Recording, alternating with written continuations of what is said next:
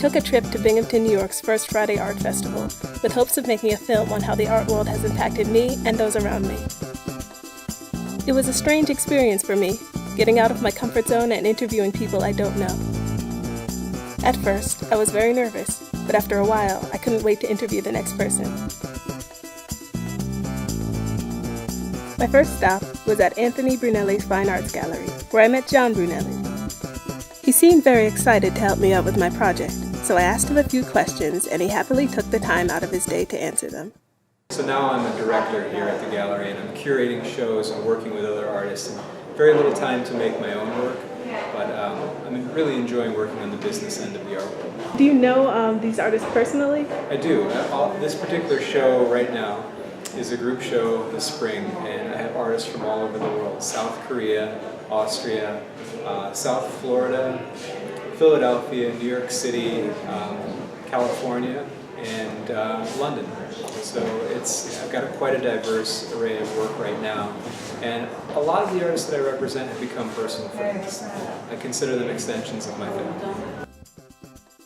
As I left the gallery, a man called out to my mom. He was an event coordinator, wondering if she and her band were going to be playing anywhere soon. He invited us to come back next First Friday and see what he was going to set up outside of a small shop and gallery called Atomic Tom's. So yeah, this is Atomic Tom's right here, and it's a sometimes gallery. They don't have anything going on right now. We've done some shows here, some exhibits. And next month, next First Friday, we're going to do a show here, music show here. I'm going to set up some speakers and have various musician friends of mine come and perform. And the whole street's going to be closed down.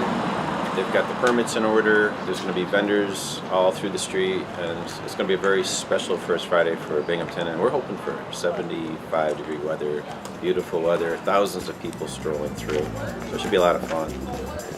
He asked me if I wanted to interview one of the managers at Atomic Tom's, and of course, I said yes.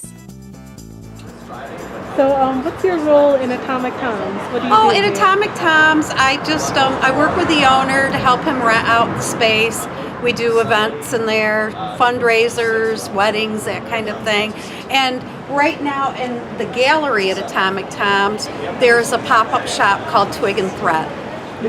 So what's going to be happening here next First Friday? Next First Friday, we are planning a block party for Artist Row, which is this part of State Street. Closing down the street, asking people an artist event, asking the community to come together to support the arts and the wonderful things that happen on this part of State Street. As nighttime came, I continued my walk down the street, interviewing a few people here and there. Several passerbys asked me what I was doing, and one man asked me if I wanted to interview a gallery director and an artist premiering his first solo show. This led me to Connolly & Connolly's Art Gallery.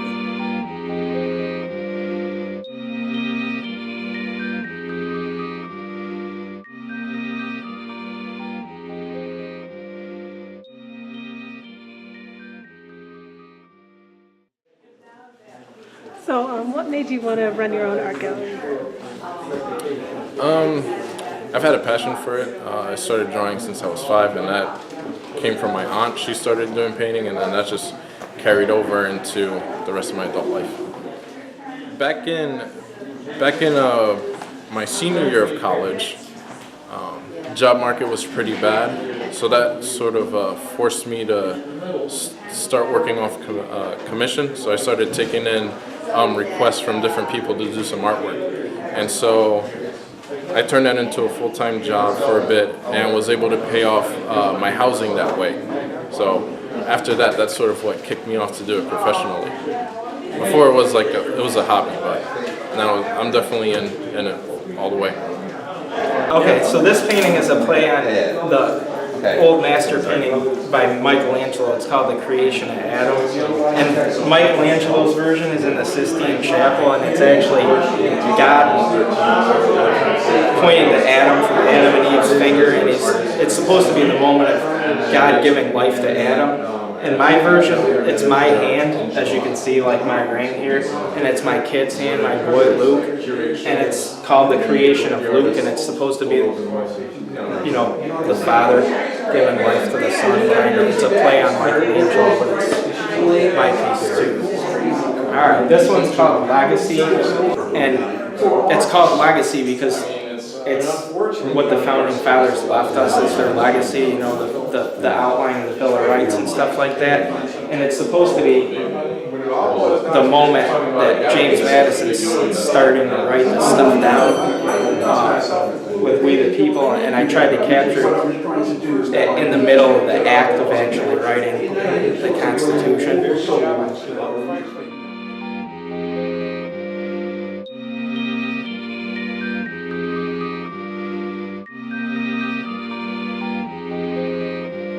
As I was packing up to leave the gallery, a woman came up to me and told me she had been looking for me.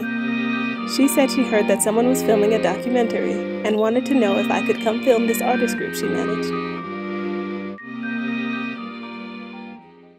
I have a group of seniors at the First Ward Senior Center here in Binghamton, and they are artists. They come every day to a art workshop that I am the facilitator at, and every year we have 2 shows at the Community Options, which is right across the street, and they display their work, and every year everybody sells stuff. We have people that are legally blind, all kinds of different special disabilities of the elderly and just of life.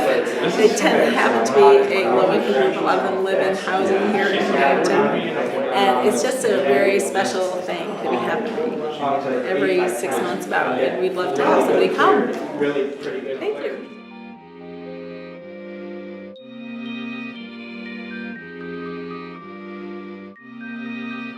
What really shocked me about this project is that there was no one who said no when I asked to film them, and there was no one who was mean or rude to me in any way. And the fact that some people went out of their way to help me with this just amazes me. These events, like this art festival, brings people together. But not just that, they bring the entire community together in a way that I never thought was possible.